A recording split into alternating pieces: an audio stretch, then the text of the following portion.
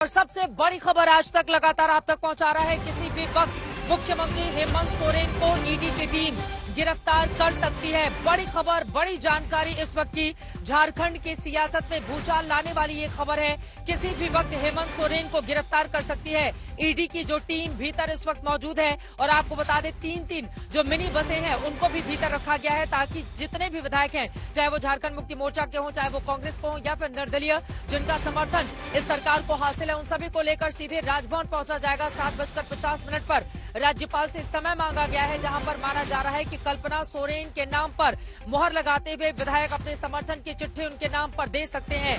लेकिन किसी भी वक्त हेमंत सोरेन को गिरफ्तार किया जा सकता है।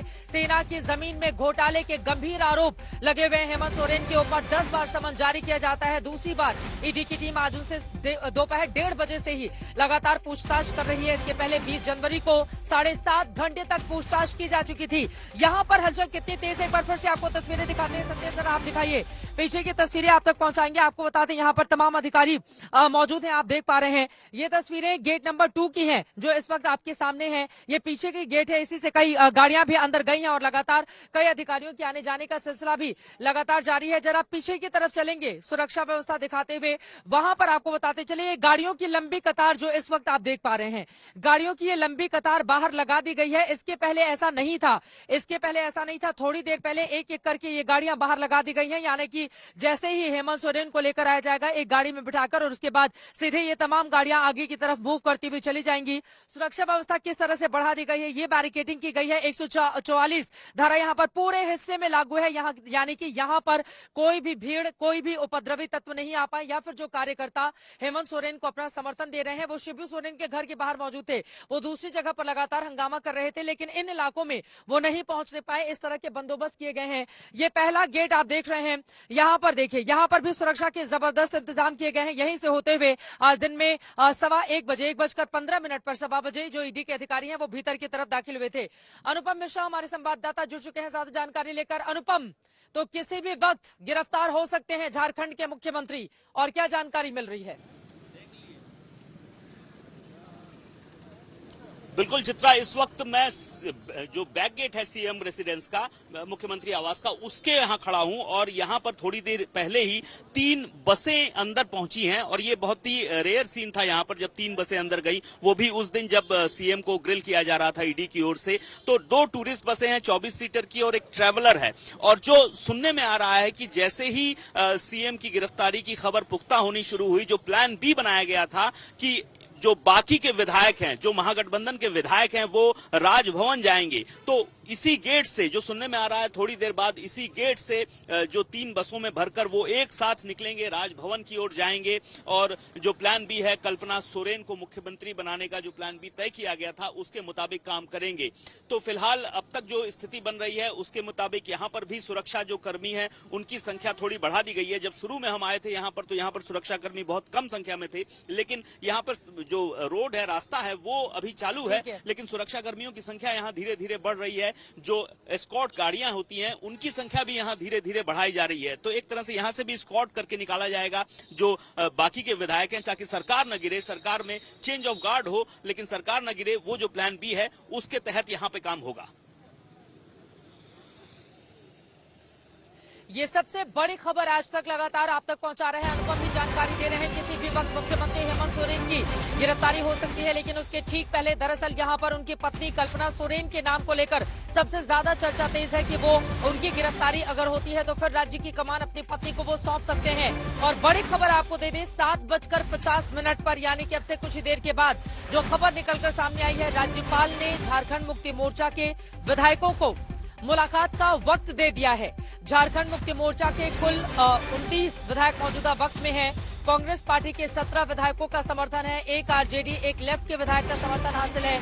ये तमाम लोग माना जा रहा है राजभवन जाकर राज्यपाल से मुलाकात करेंगे और कल्पना सोरेन के नाम पर मुहर लगने वाली जो चिट्ठी है वो राजभवन में सौंप देंगे ताकि सरकार पर किसी भी तरह का कोई खतरा नहीं होने पाए। कुल मिलाकर सबसे बड़ी खबर इस वक्त की झारखंड की राजनीति में जो भूचाल लाने वाली खबर है वो यही है कि जमीन घोटाला मामले में गिरफ्तार कभी भी कर सकती है ईडी की टीम। सेना की जमीन में घोटाले का ये मामला है जिसमें पहले ही 14 लोगों की गिरफ्तारी हो चुकी है। आपको बता दें उसमें कई ऐसे बड़े बड़े अधिकारी हैं जो बेहद करीबी हेमंत सोरेन के बताए जा रहे हैं, जिनमें एक पूर्व आईएएस अधिकारी भी थे, एक व्यापारी। कई लोगों की गिरफ्तारी पूरे मामले में हो चुकी है। तार सीधे मुख्यमंत्री से जुड़े, जिसके बाद ईडी ने जांच शुरू की और अब वो दिन आ गया जब पूछताछ के बाद खबर ये है, सोर्सेज ये जानकारी दे रहे हैं आज तक को कि कभी भी गिरफ्तारी हो सकते हैं। मुनीश पांडे जिन्होंने ये खबर ब्रेक की है कि कभी भी गिरफ्तार कर सकते हैं ईडी की टीम, और क्या जानकारी मिल रही है मुनीश इस बाबत? जी देखिए, सूत्र ये कह रहे हैं कि जो पूछताछ है उसका आखिरी पड़ाव है और इस आखिरी पड़ाव के बाद में जो जांच अधिकारी वहां पर मौजूद हैं, जिसमें कि असिस्टेंट डायरेक्टर भी हैं, वो इस बात को तय करेंगे कि हेमंत सोरेन की गिरफ्तारी पेपर पे कब दिखानी है। कुल मिलाकर अगर बात करें तो महज एक फॉर्मेलिटी रह गई है। जो पूछताछ हुई थी उस पूछताछ के दौरान तीनों ही घोटालों को लेकर, चाहे वो जमीन घोटाले की बात कर लीजिए या फिर इलीगल माइनिंग की या फिर कोयला घोटाला, तीनों को लेकर पूछताछ की गई। पूछताछ के दौरान कुछ ऐसे दस्तावेजों से भी आमना सामना कराया गया हेमंत सोरेन का, लेकिन ना तो पूछताछ में सवालों के सही जवाब दे पाए, ना तो अधिकारियों को हेमंत सोरेन संतुष्ट कर पाए अपने जवाबों से, ना ही जो सबूतों के जो सबूत थे उनसे जब आमना सामना कराया गया हेमंत सोरेन का तो उससे भी वो बचते हुए नजर आए, उसका सही जवाब नहीं दे पाए। तो इसी के आधार पर ईडी का मानना है कि उनकी गिरफ्तारी तय है। अब चूंकि वो एक राज्य के मुख्यमंत्री हैं चित्रा, वहां पे लॉ एंड ऑर्डर सिचुएशन का भी ध्यान रखना पड़ेगा। उनकी सरकार चल रही है, वो मुख्यमंत्री है, उसका क्या दूसरा तरीका निकाला जाए, इन सारी बातों को ध्यान में रखना पड़ेगा। तो इस वक्त के लिए अभी भी उनकी पूछताछ चल रही है, लेकिन बहुत ज्यादा संभावना है कि थोड़ी देर में जब लॉ एंड ऑर्डर सिचुएशन के लिए का मामला जब संभल जाता है, उसके अलावा जो उनकी सरकार है वो आगे कैसे चलेगी, क्या एमएलएस मिलेंगे राज्यपाल से, इन सारी चीजों का जब जवाब निकल आता है तो हो सकता है थोड़ी देर के बाद में ईडी आधिकारिक रूप से घोषणा कर दे कि हेमंत सोरेन को गिरफ्तार कर लिया गया है। लेकिन फिलहाल के लिए ईडी का यही कहना है कि इतना तय मान के चलिए कि हेमंत सोरेन की गिरफ्तारी सबूतों के आधार पर की जा रही है, और अगर एक बार गिरफ्तार हो जाते हैं तो लॉ एंड ऑर्डर की एक बड़ी सिचुएशन होने वाली है, क्योंकि उन्हें कोर्ट के सामने पेश करना पड़ेगा। अगर आज रात में उनकी गिरफ्तारी होती है तो पूरी रात को उन्हें ईडी के दफ्तर में रखना पड़ेगा या किसी लॉकअप में रखना पड़ेगा। ऐसी कौन सी जगह हो सकती है जहां पे वो भी सुरक्षित रहे और ईडी के अधिकारी सुरक्षित रहे, इन सभी चीजों को लेकर भी एक अलग से मीटिंग चल रही है। और एक और महत्वपूर्ण जानकारी दे दूं चित्रा, यहां पर दिल्ली में ईडी के हेडक्वार्टर में भी जो वरिष्ठ अधिकारी हैं ईडी के, उनकी भी एक अलग से बैठक चल रही है इन्हीं सब बातों को लेकर। तो ताबड़तोड़ कार्रवाई ईडी की चल रही है और हो सकता है कि कुछ समय में जो ईडी है वो इस बारे में घोषणा करे कि हेमंत सोरेन की गिरफ्तारी की गई है। चित्रा,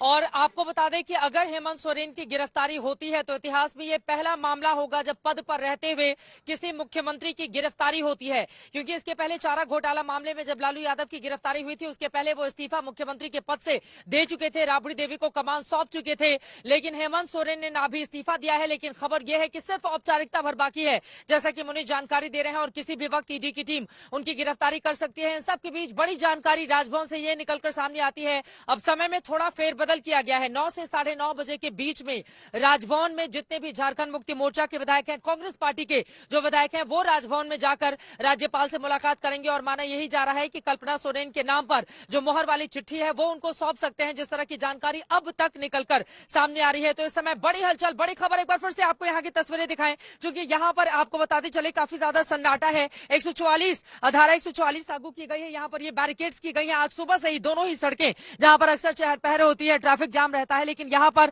ये पूरा हिस्सा खाली रहा है। और यहाँ पर आप देखिए किस तरह की मुस्तैदी इस वक्त देखने को मिल रही है। ये तमाम जमात यहाँ पर पूरी तरह से तैनात है।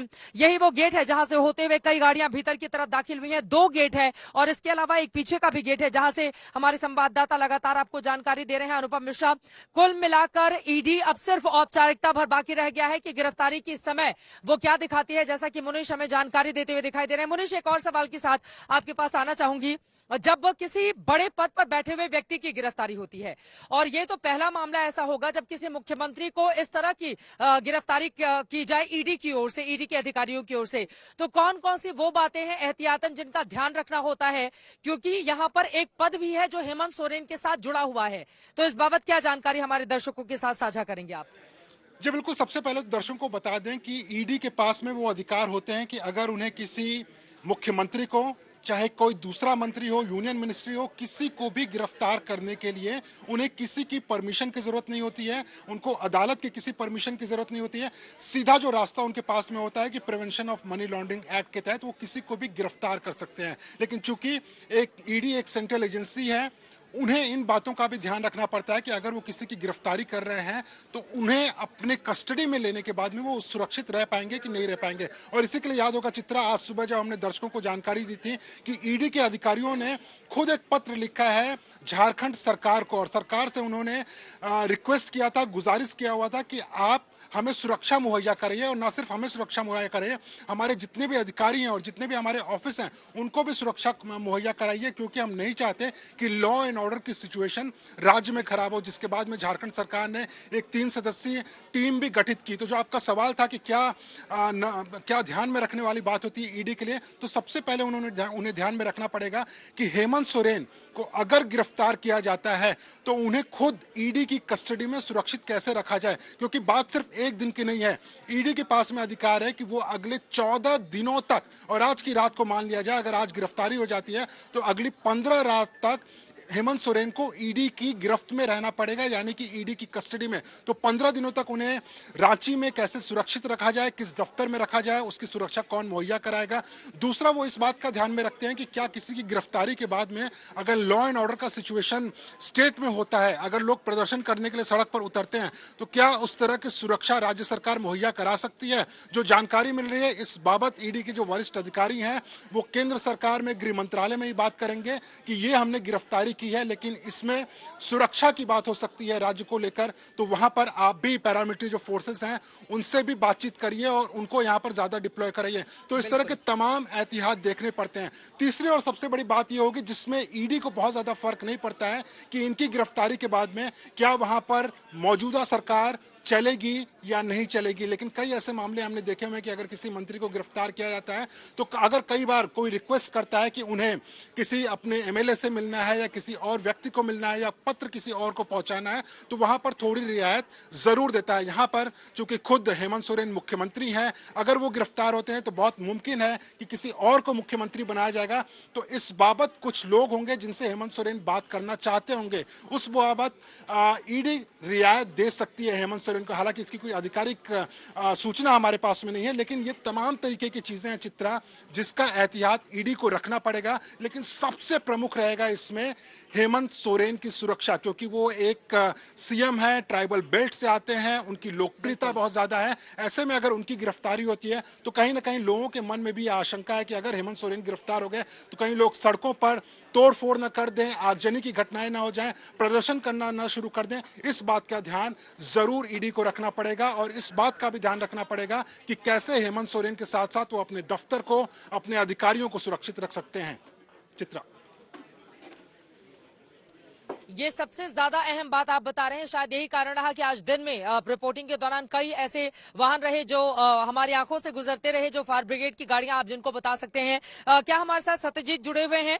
सत्यजीत अगर जुड़े हैं तो बताइए। अनुपम, आपके पास आते हुए, हेमंत सोरेन को पहले से ही इस बात की आशंका थी कि उनकी गिरफ्तारी हो सकती है। शायद यही कारण है कि 27 तारीख को जब वो दिल्ली पहुंचते हैं तो शाम से वो गायब हो जाते हैं। उनको इस बात की आशंका घर कर जाती है कि शायद ईडी के अधिकारी, और दबिश देने के लिए ईडी के अधिकारी पहुंचते हैं, फिर 30 तारीख को वो सीधे प्रकट होते हैं यहाँ पर रांची में और वो पत्रकारों से मुखातिब होते हुए दिखाई देते हैं। यानी कि उनको आशंका इस बात की पहले से थी कि अगर ईडी से आमना सामना हुआ तो फिर मेरी गिरफ्तारी तय है। क्या यही कारण रहा कि बार बार समन जारी होने के बावजूद इग्नोर करते रहे मुख्यमंत्री हेमंत सोरेन, और 10वीं बार जब समन जारी हुआ, जब ईडी का शिकंजा पूरी तरह से कस गया, तब जाकर उन्होंने कहा कि आप हमारे आवास आइए पूछताछ करने के लिए? अनुपम जी चित्रा, देखिए सुगबुगाहट और चर्चाओं का दौर तो बहुत पहले से ही जारी रहा कि जिस तरह के दस्तावेज और जिस तरह की जांच सामने आ रही है उसके तहत हो सकता है कि हेमंत सोरेन को गिरफ्तार किया जा सकता है। तो इस तरह की बातें सरकार पक्ष में भी लोग कर रहे थे, जो महागठबंधन के और भी पार्टी के लोग हैं वो भी कर रहे थे। तो ये बातें तो पहले से ही हो रही थी कि हो सकता है जिस तरीके का मामला है, जिस तरीके के सबूत इनके पास हैं, हो सकता है कि उनको गिरफ्तार किया जा सके। तो ऐसे में जब वो दिल्ली से गायब हुए और यहाँ पहुंचे तो मीटिंग मीटिंग्स पे मीटिंग बुलाई गई और यहाँ पर थोड़ी सी मूवमेंट हो रही है, गाड़ियां घुस रही हैं और निकल रही हैं। तो मैं बताऊं कि इसी के तहत मीटिंग्स बुलाई गई और कल जो लंबी मीटिंग चली, लगभग 2 घंटे से ज्यादा की मीटिंग चली, उसमें एक जो आशंका पहले से ही थी कि अगर गिरफ्तार हुए तो क्या करना है, आगे क्या करना है, किस तरह सरकार को बचाना है, किस तरह मुख्यमंत्री कौन होगा उनके बाद। तो कल्पना सोरेन का नाम पहले से ही सामने आ रहा था, लेकिन उस पर सहमति कैसे बनानी है, परिवार में थोड़ा सा असंतोष है इसको लेकर।